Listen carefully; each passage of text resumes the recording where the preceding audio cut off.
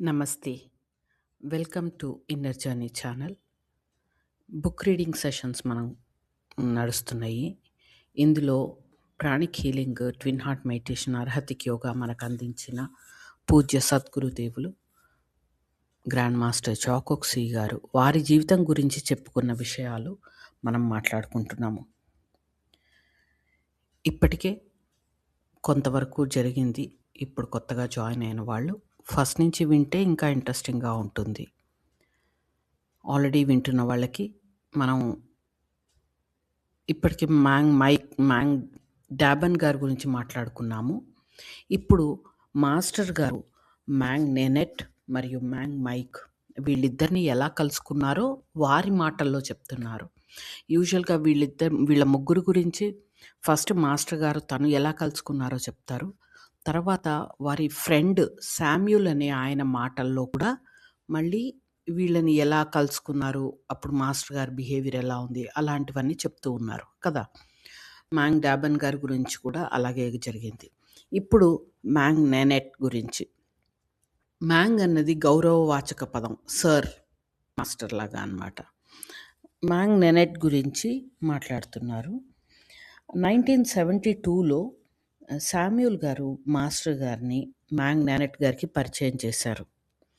మ్యాంగ్ నెనెట్ గారు తండ్రి ఒక గొప్ప కవి, చాలా రికగ్నైజ్డ్ పోయెట్. అలాగే సెబూలో ఉండే ఇద్దరు గవర్నర్లకి సెక్రటరీగా పనిచేశారు.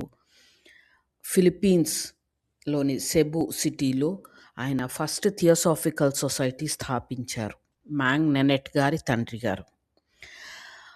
అప్పుడు ప్రచారంలో ఉన్న కథల ప్రకారం మ్యాంగ్ నెనెట్ గారి తండ్రి గారు ఒక ఆధ్యాత్మిక గురువు. వారి గురువు ఒక ఇండియన్ స్వామి.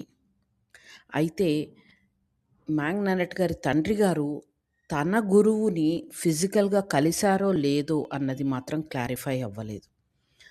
మ్యాంగ్ నెనెట్ గారు చిన్నతనంలోనే వారి తండ్రి గారు శరీరాన్ని వదిలేశారు. మ్యాంగ్ నెనెట్ లా చదివి లాయర్ అయ్యారు. ఒక మంచి క్యాథలిక్. రోజు తప్పనిసరిగా రోజరీ చేస్తుండేవాళ్ళు, ప్రే చేస్తుండేవాళ్ళు. అలాగే ఆయన చేసే హీలింగ్ బై ప్రేయర్ ప్రాక్టీస్ చేస్తుండేవాళ్ళు. అలాగే మ్యాంగ్ నెనెట్ గారు ఒక మంచి క్లేరవాయంట్. అట్ ద సేమ్ టైం వాళ్ళ తండ్రి గారితో మరియు ఇతర ఆధ్యాత్మిక గురువులతో స్ట్రాంగ్ కనెక్షన్ ఉండేది, ఆయనకి కాంటాక్ట్ ఉండేది. ఈసోటరిక్ బుక్స్లో కొన్నిటి నుండి నెనెట్ గారు రెగ్యులర్గా తమ శిష్యులకి బోధిస్తూ ఉండేవాళ్ళు, వాళ్ళకి నేర్పించి దాని గురించి లెక్చర్స్ ఇస్తుండేవాళ్ళు. ఇలా కొన్ని ఏళ్ల పాటు జరిగింది. మ్యాంగ్ నెనెట్ గారు ఎక్కువగా లెర్నింగ్ గురించి, ఈసోటరిక్ ఇన్ఫర్మేషన్, నిగూఢమైన రహస్యాలు, ధ్యాన పద్ధతులు అవి నేర్చుకోవడము, మెంటల్ డెవలప్మెంట్ మీద ఎక్కువ ఫోకస్ చేసేవారు. వారి శిష్యులు వాళ్ళ మెంటల్ బాడీని స్ట్రెంగ్తన్ చేసుకోవాలి అని ఆయన ప్రయత్నించేవారు, ఎప్పుడూ చెప్తూ ఉండేవారు. దానికి తగ్గట్టుగానే రకరకాల థియోసాఫికల్ బుక్స్ కానీ, ఈసోటరిక్ బుక్స్ కానీ వాటిలోని విషయాలు నేర్పించి, మాట్లాడి వాటిని ఎలా ప్రాక్టీస్ చేయాలి అన్నది సాధన చేయించేవారు.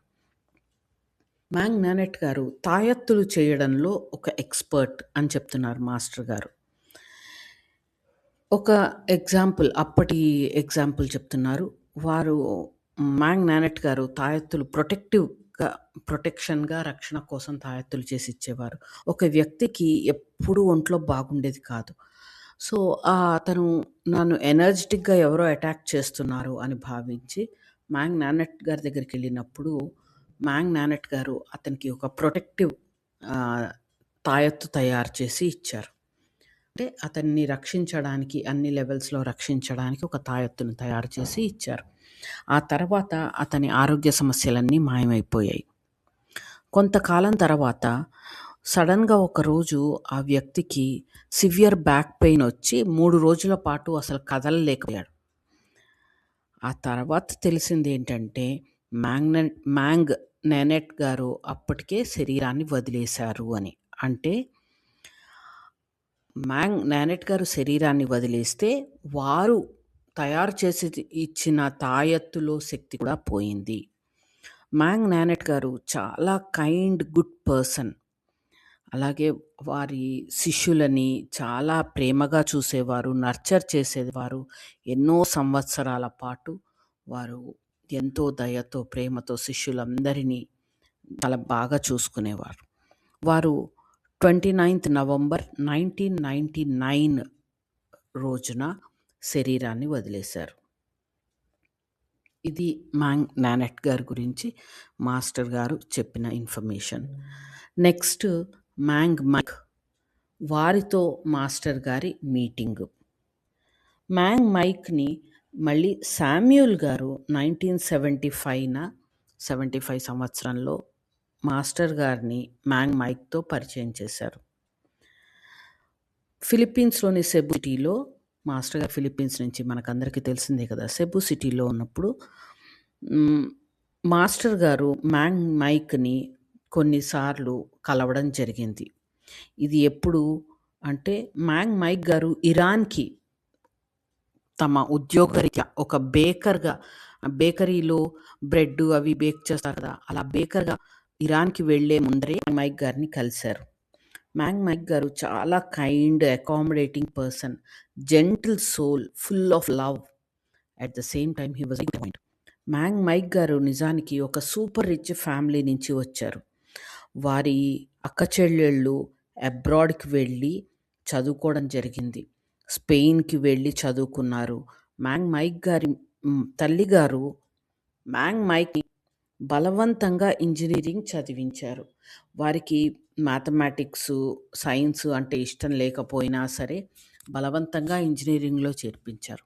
కానీ నెమ్మదిగా ఆయన ఇంజనీరింగ్ వదిలేసి లిబరల్ ఆర్ట్స్లోకి వెళ్ళిపోయారు.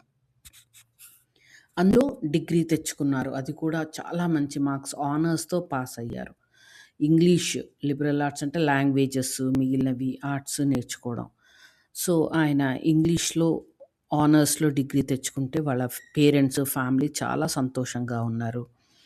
మ్యాంగ్ మైక్ గారు ఒక మంచి పియానిస్ట్, కాన్సర్ట్స్లో వాయించదగ్గ పియానిస్ట్ అయ్యారు. ఒక వండర్ఫుల్ సింగర్ అయ్యారు. ఎంత గొప్ప సింగర్ అంటే ఫిలిప్పీన్స్లో ఉండే ఫేమస్ సింగర్స్తో ఆయన్ని పోల్చేవారు. అయితే దురదృష్టవశాత్తు వారి అన్నదమ్ములు, అక్క చెల్లెళ్ళలో ఎవరికి ఫ్యామిలీ బిజినెస్ మీద ఇంట్రెస్ట్ లేదు.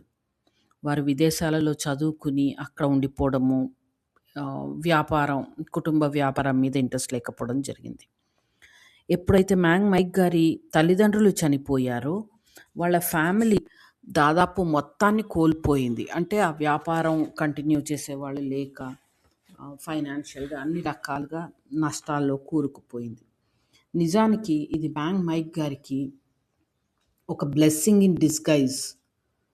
ఎందుకంటే ఇవన్నీ కోల్పోయినప్పుడు in search of spiritual truth, ఆధ్యాత్మిక సత్యం కోసం ఆయన ప్రయాణం సాగింది.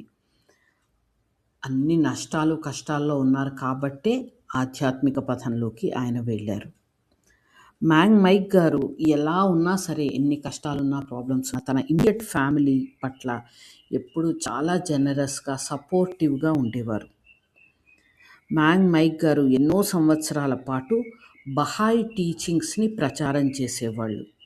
వారు అధిక బరువు, ఓవర్ వెయిట్ ఉన్నా సరే కొండలపైకి నడుచుకుంటూ వెళ్ళి బహాయి మతాన్ని ప్రచారం చేసేవారు. నేషనల్ పెన్షనరీలో కూడా ఆయన బహాయి ఫెయిత్ని టీచ్ చేశారు.